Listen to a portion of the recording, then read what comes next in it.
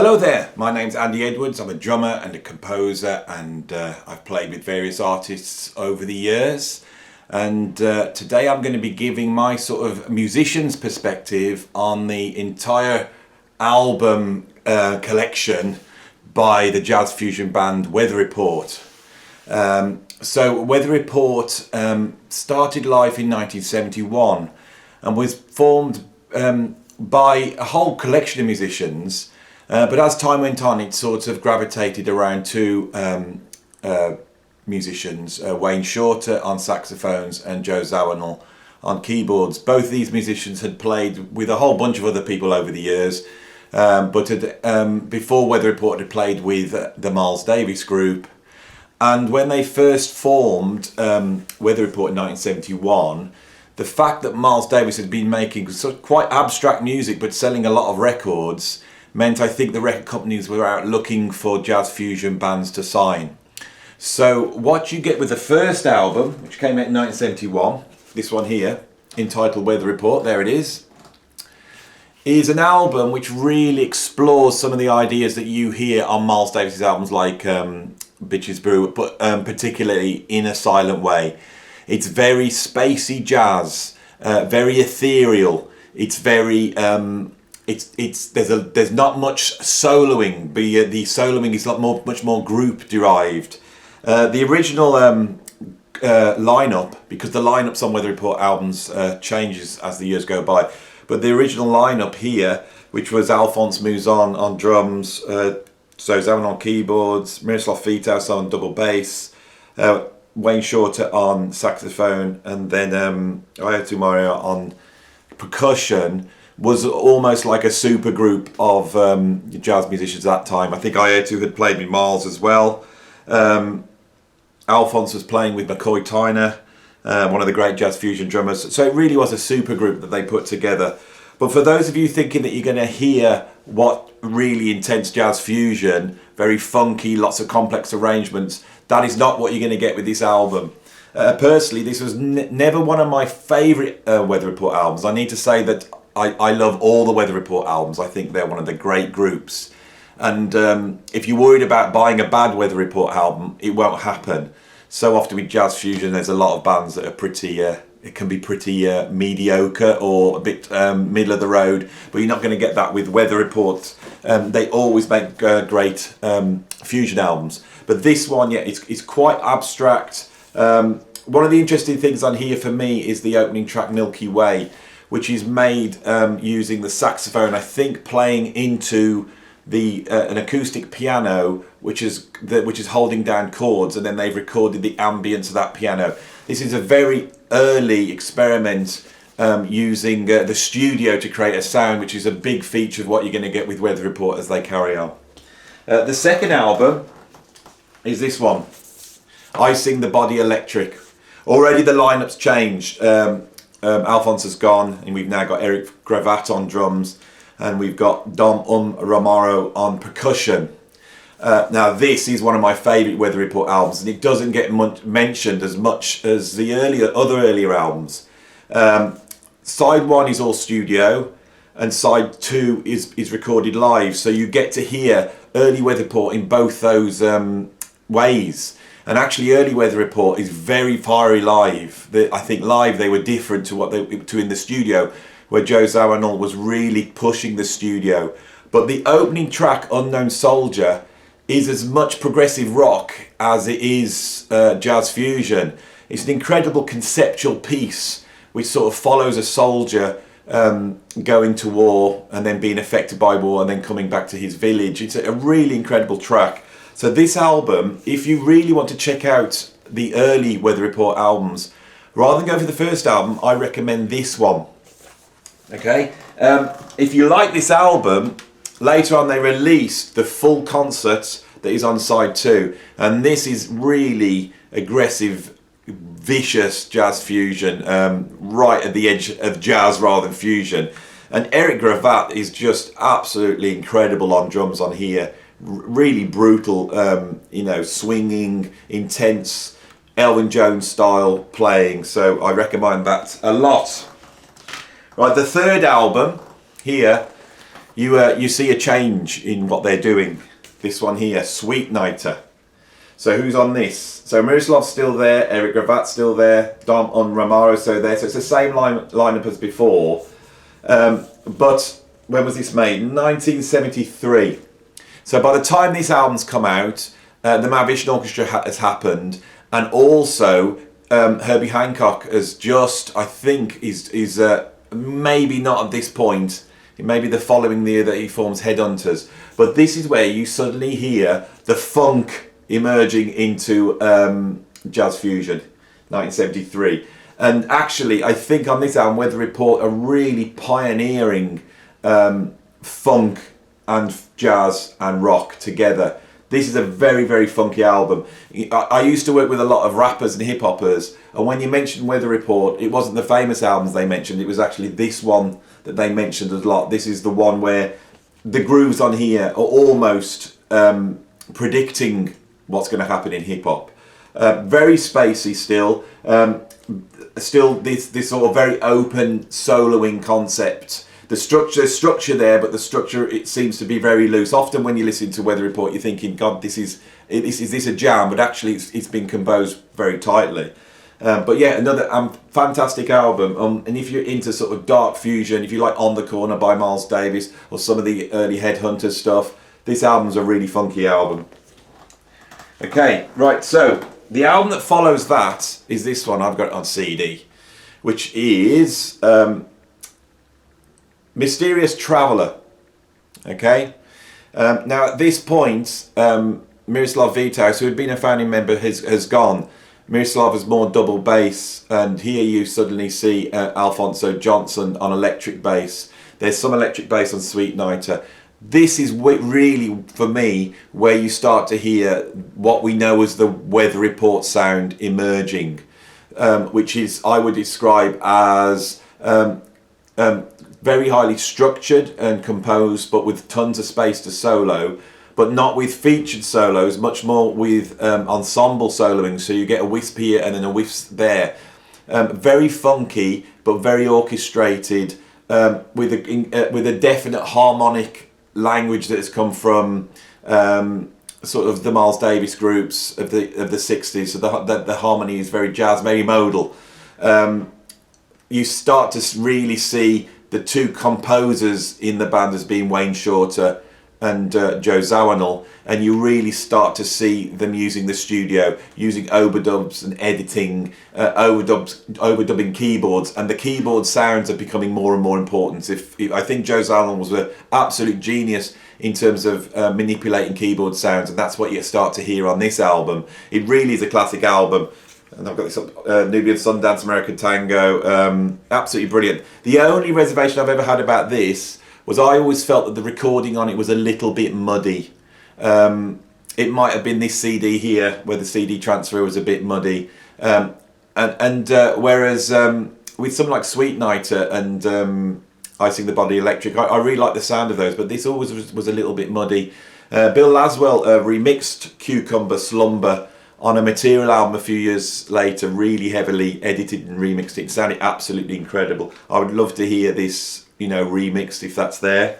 Right, now here, this album is one of the albums that never gets mentioned in the Weather Report sort of catalogue. Tail Spinning. It's again, we've got a different lineup on here. Erno Lima on the percussion. We've got Alfonso Johnson on bass. Doing a session job, an incredible job is Ndugu on drums. And then obviously Shorter and Zawinul.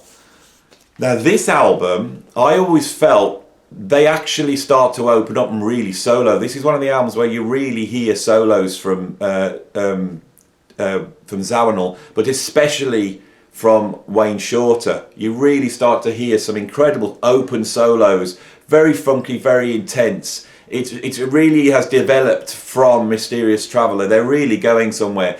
I would put this in my favourite phase and my favourite group of albums. That's right at the top for me. Tail Spinning, it doesn't get mentions as much as it should. Really incredible album. And if you really want to hear them soloing and opening up in the studio, I think this is the one to go for. Right, after that, they follow it up with this one from 1976, Black Market. Now that, I think, is my favourite Weather Report album. I think it's got it's got Chester Thompson on drums that come from the Zappa band. It's also got a guest from my favourite drummer, Narada Michael Walden, as well. So two amazing drummers. We've got Alphonso Johnson, and then the first appearance of Jaco Pastorius that really comes in and puts a stamp on this album. This, for me, has got some of the best compositions. It's got some of the best soloing. It's got Jaco in there, which is who, as we will find, becomes an essential member of Weather Report. This, for me, is the greatest Weather Report album before they suddenly become super commercial and sort of undone by that success, which I think is something that happened with Weather Report. They're still soloing. It's still really intense. There's some on time signature stuff on here. Some beautiful melodies. This album is I think is my favourite of them all. And they're on a roll at this point, and they go back into the studio and they make this one of the biggest selling albums in jazz history, Heavy Weather, which contains the hit Birdland. Now, for those of you who think because this is the sort of biggest selling that it's then also the most commercial Weather Report album, that's not the case. Again, this has got some really intense playing on it, some really fiery stuff. Joe Zavin on keyboards, obviously. Alex Acuna is on drums. Jaco Pastorius is down the driver's seat and he's bringing in compositions and he's really involved in the production. And Manello Badrina on percussion. This, again, has got to be ranked as one of the greatest Weather Report albums ever. I do have a soft spot for Black Market, but this is probably my second favourite Weather Report albums. It would have to go down as one of the great jazz albums of the last 50 years, 60 years. It's a really important album. And tracks like Birdland they've been played to death. Everybody knows that track. All bass players know Teen Town, of course. But tunes like Harley Quinn and Havana are really incredible jazz fusion compositions. They are at their peak here. This is one of the great albums. So I feel that obviously they'd gone from a successful jazz fusion band to suddenly almost like a chart band, and they've made an album that is selling in the hundreds of thousands. So the record company really expects something, I think, and there's a big expectation on the next album. And they actually come out with this album, Mr. Gone, which is actually one of my least favourite Weather Report albums. I've got to say all the Weather Report albums are amazing, but they seem to me to be slightly in disarray. Zawinul's taken control a little bit, and you get some really great, like The Pursuit of the Woman in the Feathered Hat. It's a great track, but it's like a Zawinul solo track. It's so much keyboard overdubs. If I just pull out the liners, have I got the liner notes in here? Yeah, still got them. Because my sort of jazz fusion encyclopedic memory, I can't remember all the people on this album. They've got Steve Gadd on drums, they've got Tony Williams on drums, they've got Peter Erskine on drums. So the drum chair is, who's on drums. On bass we've got Jaco Pastorius. And again, he's put in a lot of compositions, but I always felt that some of what's he brought in here? Well, actually, looking at this, there's two. There's Punk Jazz and River People. Now, both of those tracks, for me, never quite sound finished. It's like they're brilliant ideas, but in no way are they developed to the level of, say, something like Teen Town is, or later compositions he does. And a lot of these compositions sound a bit slightly directionless. We're talking Weather Report here. We're talking some of the greatest musicians that have ever been on some of the great albums. I'm just trying to differentiate why this, which by any other jazz fusion band would be an absolute, one of their great albums, but why it's not quite the album that Heavy Weather or Black Market is.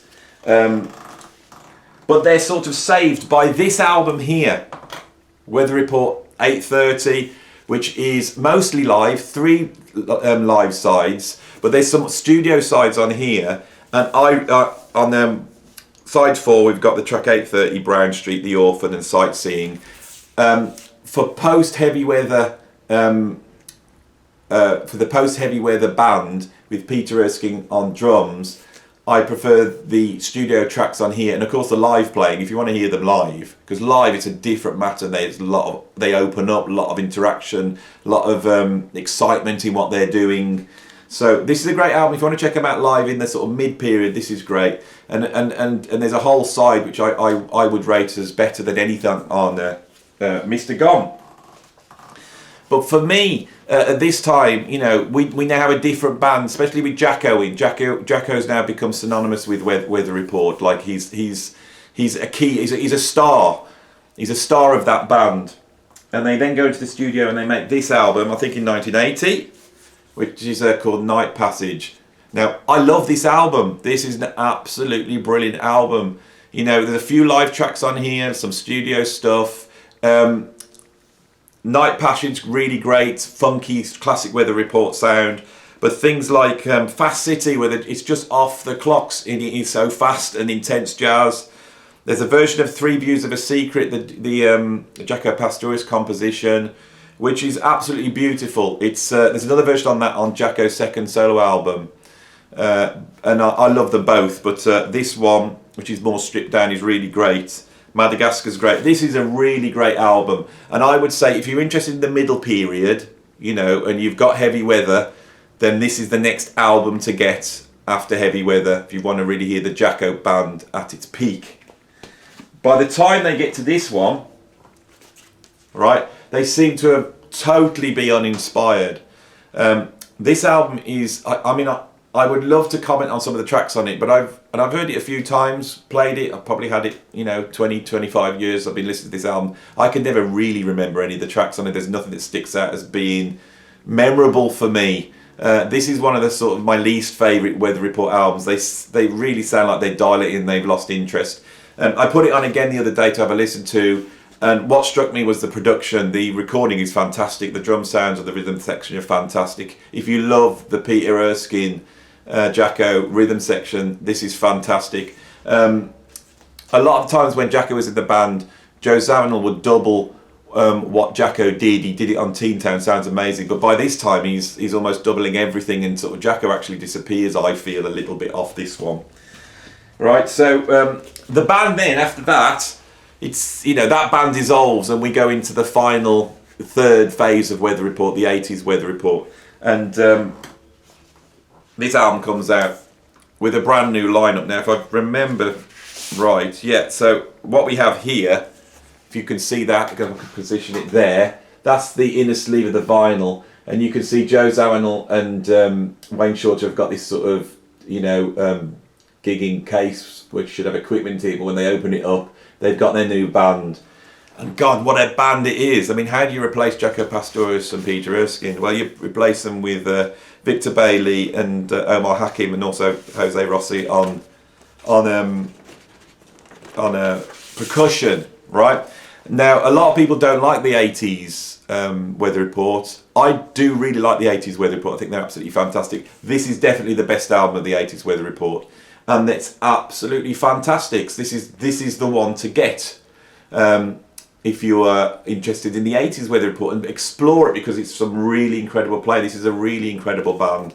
There's some great compositions, really brilliant drumming from Omar Hakim, incredible bass playing for Victor Bailey. Amazing album. Right? They follow it up with this album, which is called Domino Theory. Some people don't like this album. Now, I don't even know whether, which is the cover. I think that was the cover, actually.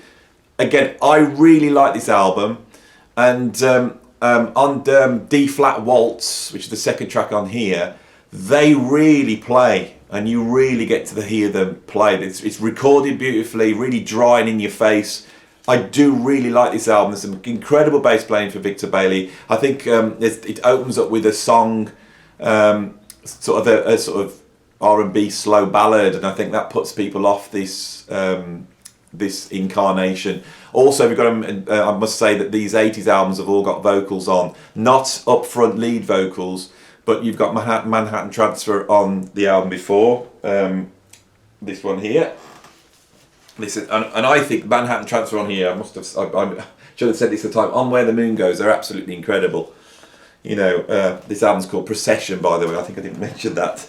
This one has got one vocal track on it. It's probably got the least vocals actually of some of the later Weather Report albums.